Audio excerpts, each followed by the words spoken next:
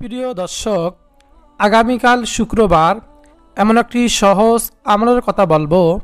প্রিয় দর্শক, আপনি যদি জুমার দিনে আমলটি করতে পারেন তাহলে 100 বছরের নফল নামাজ ও নফল রোজা রাখার সওয়াব পাবেন। বলুন সুবহানাল্লাহ। প্রিয় দর্শক, রাসূলুল্লাহ সাল্লাল্লাহু আলাইহি ওয়াসাল্লাম বলেছেন, যে ব্যক্তি জুমার দিন 5 কাজ করার মাধ্যমে একটি আমল করবে তাহলে তার আমল নামায় 100 বছরের নফল নামাজ ও নফল রোজা রাখার সওয়াব আল্লাহ তাআলা দান করবেন। তাকে আল্লাহ তাআলা দান করবেন, সে অর্জন করতে পারবে। বলুন সুবহানাল্লাহ। প্রিয় দর্শক, জুমার দিনে 5 কাজ করার মাধ্যমে একটি আমল আপনি কিভাবে করবেন, এই ভিডিও থেকে আমলটি শিখে পরবর্তীতে সুন্দরভাবে জুমার দিন আমলটি করবেন।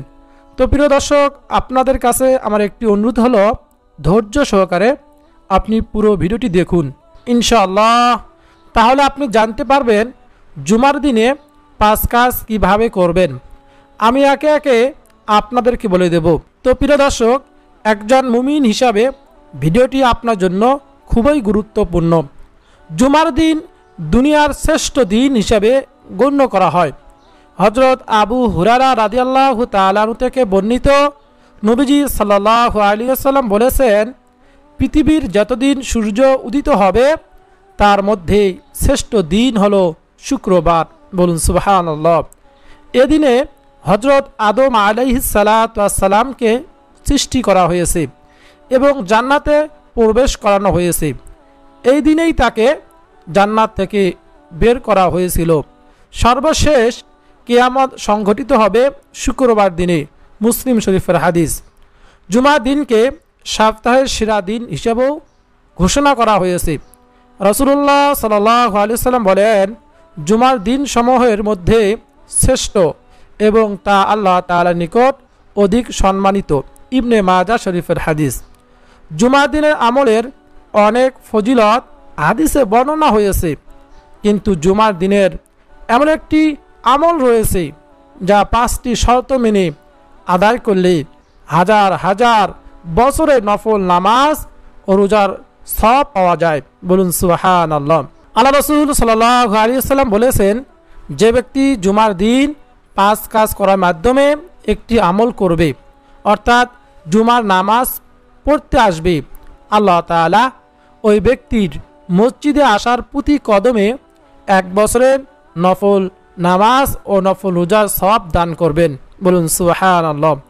জুমার দিন এই 5টি কাজের আমল করলে আল্লাহ তাআলা জুমা আদায়কারী ওই ব্যক্তির প্রতি কদমে 1 বছরের আমলের নফল আমলের সওয়াব দিবেন। বলুন সুবহানাল্লাহ। কি আমলের সওয়াব দিবেন তাও হাদিসে বলেছেন প্রিয় নবীজি সাল্লাল্লাহু আলাইহি ওয়াসাল্লাম, আর তা হলো 1 বছরের নফল নামাজ ও নফল রোজার সওয়াব। বলুন সুবহানাল্লাহ। বাড়ি থেকে মসজিদে আসতে যে কদম হেঁটে আসবে ওই ব্যক্তি তত বছর নফল নামাজ ও নফল রোজার সওয়াব অধিকারী হবে। বলুন সুবহানাল্লাহ। ধরা যাক কোনো ব্যক্তি বাড়ি থেকে মসজিদে আসতে 100 কদম হাঁটা লাগে। ওই ব্যক্তি যদি উল্লেখিত 5 কাজ মেনে জুমার দিন আমল করে তবে তার আমল নামায় 100 বছরের নফল নামাজ ও নফল রোজার সওয়াব যোগ হবে। হাদিসের মতে জুমার দিনে এই আমলের সুযোগের চেয়ে বেশি আমলের সুযোগ লাভের কোনো মাধ্যম নেই। বিখ্যাত তাবি হযরত সাইদ ইবনুল সুমাইয়িব বলেন, আমার কাছে নফল হজ করার চেয়ে বেশি উত্তম শুক্রবারের আমল করা। বলুন সুবহানাল্লাহ।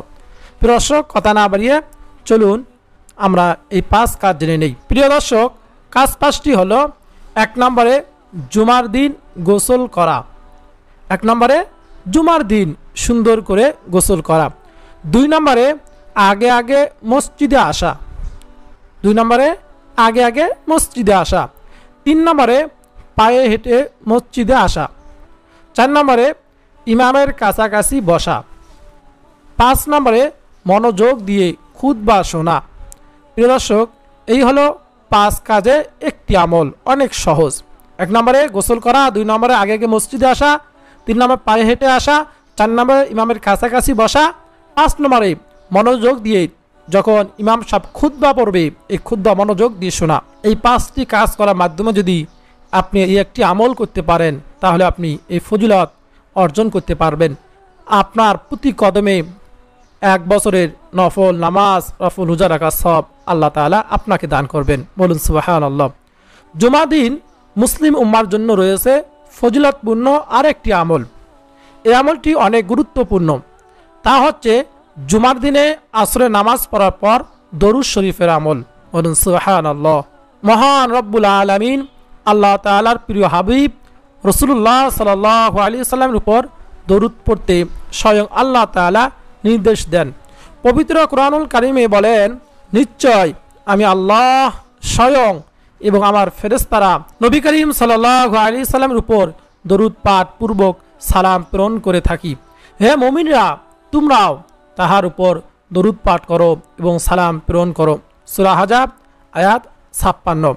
হযরত আবু হুরায়রা রাদিয়াল্লাহু তাআলা আনহু থেকে বর্ণিত, তিনি বলেন, যে ব্যক্তি জুমার দিন আসরের নামাজের পর নিজ স্থানে বসে 80 বার এই দরুদ শরীফটি পাঠ করবে তার 80 বছরের সগীরা গুনাহ মাফ করে দেওয়া হবে এবং 80 বছরের ইবাদত বন্দেগীর সওয়াব লেখা হবে। বলুন সুবহানাল্লাহ। সুবহানাল্লাহি ওয়া বিহামদিহি সুবহানাল্লাহিল আযীম। আল্লাহু আকবার। কত দামি একটি দরুদ। আমরা যদি শুক্রবার জুমার নামাজ আদায় করে ওই স্থানে বসে দুনিয়াবি কোনো কথা না বলে এই ছোট্ট একটি দরুদ 80 বার পাঠ করতে পারি, 80 বছরের গুনাহ মাফ হবেই তো, আবার 80 বছর ইবাদত বন্দেগী করার সওয়াব আল্লাহ তাআলা আমাদের আপনাদের আমলনামা দান করবেন।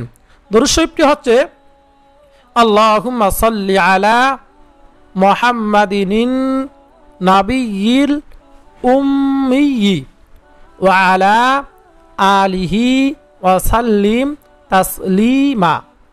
আল্লাহুম্মা সাল্লি আলা মুহাম্মাদিন নাবিয়্যিল উম্মিয়্যি ওয়া আলা আলিহি ওয়া সাল্লিম তাসলিমা।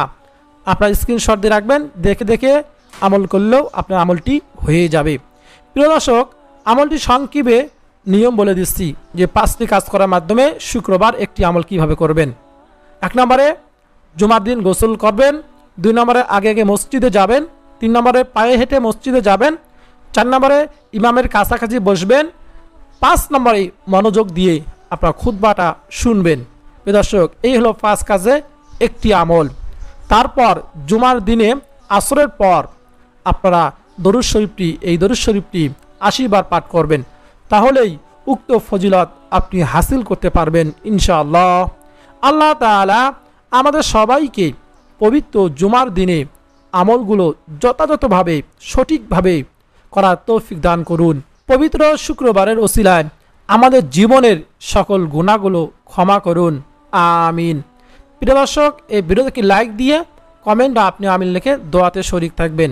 কেননা কার আমিন, কার দোয়া, কার ফরিয়াদ আল্লাহ তাআলা কখন কবুল করেন আমরা কেউ জানি না।